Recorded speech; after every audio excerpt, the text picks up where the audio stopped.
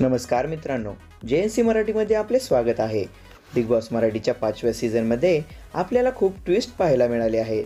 आज त्याचा grand finale पार पडला आणि बिग बॉस मराठीच्या 5व्या सीझनचा विजेता झाला आहे सूरज चव्हाण. गरीब घरातून आलेला सूरज चव्हाण महाराष्ट्रातील प्रेक्षकांनी खूपच मोठ्या प्रमाणात प्रेम दिले आहे. त्याच प्रेक्षकांनी सूरज चव्हाणला बिग बॉस मराठीचा विजेता बनवला आहे. तर मित्रांनो, सूरज चव्हाणला बिग बॉस मराठीच्या चमचमीत ट्रॉफीसोबतच 14,60,000 रुपयांचा चेक मिळाला आहे.